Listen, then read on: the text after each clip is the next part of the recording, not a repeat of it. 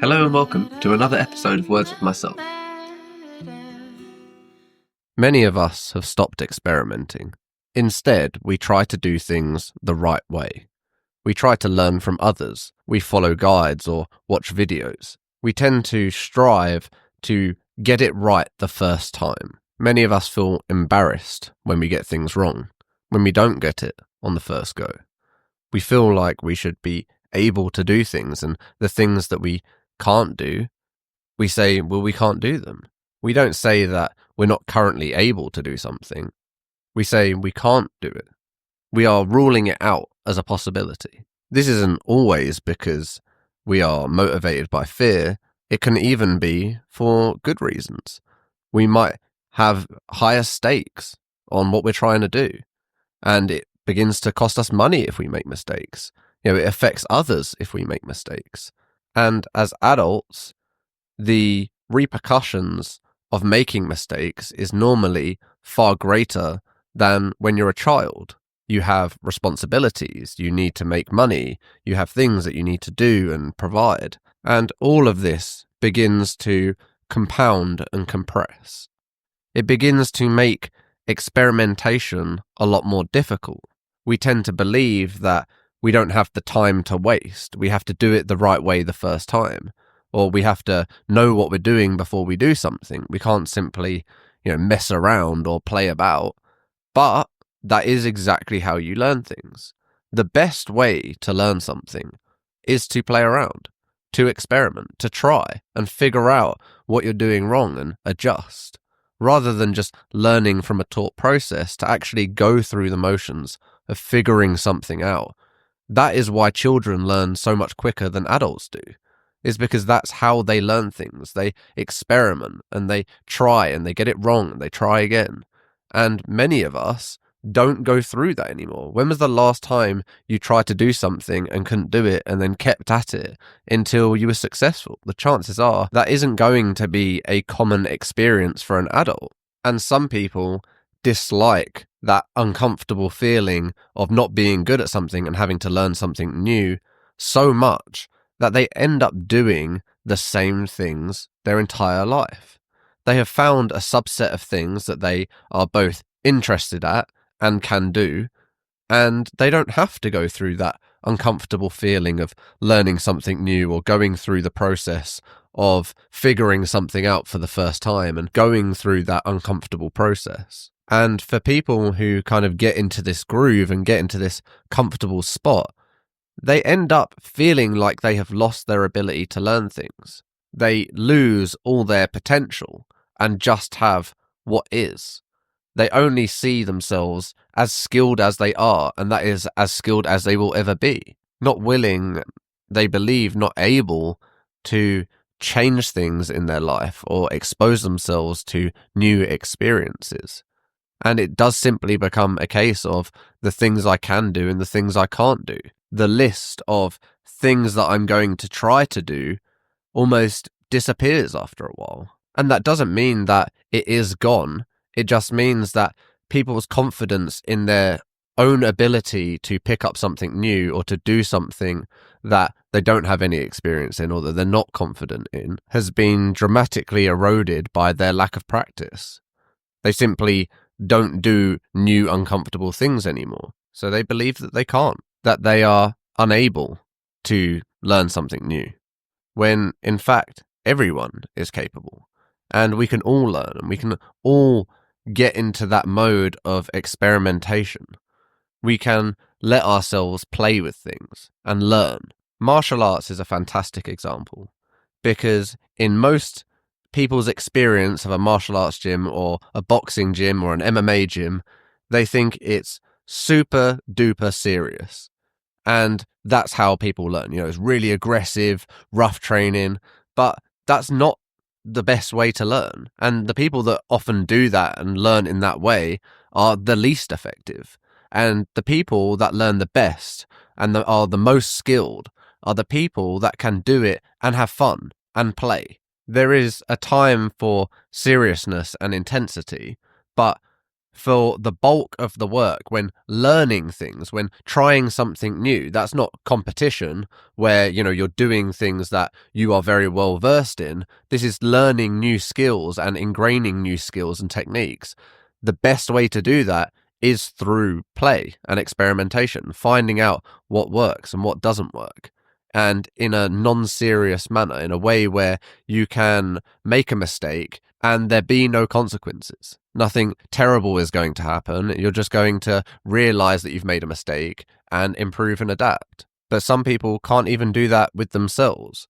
When they're trying to learn something new, they're getting incredibly frustrated with themselves, and they're angry and they're calling themselves stupid and names and going through all that in their head, and basically being the worst teacher ever to themselves, beating themselves up over every little mistake. And it becomes far less enjoyable to learn something. And because that's most people's experience of learning things, they want to avoid it. They don't want to learn something because learning something has always come with this condition of punishment or consequences. And that is not a sustainable or conducive environment for learning. It's actually the opposite. The environment should be playful and encourage mistakes. And you could take an extreme example, something like a brain surgeon, where you'd be like, well, you can't be playful and be a brain surgeon. You can't learn in a way that, it has to be very precise, very strict, very harsh. And that process of learning that has to be the same. But it doesn't. And you're no better at doing the thing than you are when you're relaxed. So if you're stressed during your entire learning process, when you go to do it and you're calling upon what you have learned, you have also learned to be stressed while doing it. And you then have to unlearn after learning how to be relaxed. Whereas if you practice and learn in a way that is still trying to go after the goal, still trying to be successful in what we're doing, not to be reckless or absent-minded, but doing it without the fear or the pressure or the consequences. And I know the argument for not doing this. The argument is that things should be done in a serious way to learn what the stakes are early, so that when you're learning, you are experiencing the same level of stakes, because you don't want it to be a shock when let's say you were a brain surgeon and you were practicing and being all playful on like this jelly brain that you're operating on, and then you go straight onto a patient. There is going to be this discrepancy between the experiences because obviously the stakes are much higher. But even still, you can add that pressure stimulus in later. You can, raise the stakes, but you can do it gradually, so that when you're first learning, like just learning the muscle motion of the cut and how to be precise and get it on the line every time, like that whole process, it doesn't have to be serious. No part of that has to be serious.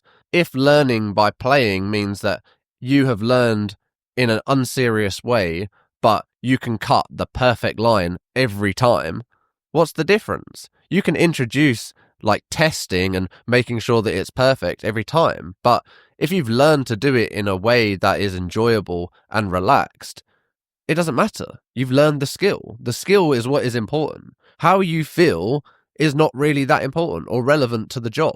It just matters that you can do the job to a high degree of accuracy. And most of us aren't training to be brain surgeons. Yet we're still giving ourselves this hard time with everything that we do, blaming ourselves for mistakes, criticizing every little thing that we do, and putting all that pressure and being horrible to ourselves over our inability to get something right first time. Because if we don't do this, what happens is we become obsessed with result. We get obsessed with some criteria that is not real. Success is always changing. How we view success is always changing. And success to one person is completely different to success to another person. And even to yourself, your idea of success when you were younger is probably not your idea of success now. And any time we surpass a milestone of success, we always set another goal. There's always more criteria. There's never an amount of money where we're going to go, yeah, we're successful and we're rich, and that's it. There's always going to be something else. Yeah, but I'm not as successful as X, or I'm not as successful as I want to be, or I still can't do this. There's going to be other things to compare it to. So to become obsessed with success is to become obsessed with something ephemeral, something that doesn't really exist and we can't define it, and it's always changing. So our obsession is over something that we can't really even define. It's no surprise that we all feel like failures all the time because we can't even define what not being a failure looks like. If you are going to set your mind and your path on getting better and doing things and being successful, and that's kind of how you want to experience life, it is far better to focus your attention on obsessing over progress, getting 1% better every day. The person who dedicates their practice towards incremental progress is going to outperform the person who is chasing after success every time. For the person that is obsessed with progress, their goal is clear every day. It's just better than yesterday, or a bit better than last time. The person who is obsessed with success, their goal is vague.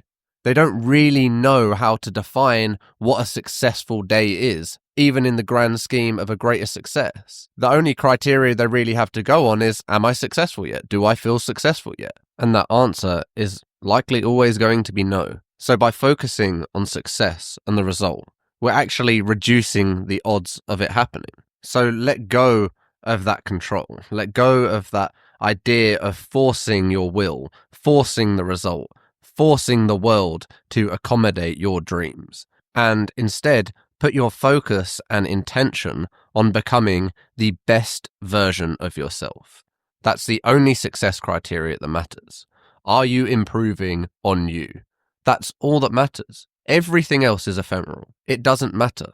We can't control the outcome or the result. All we can control is what we do every day, here and now.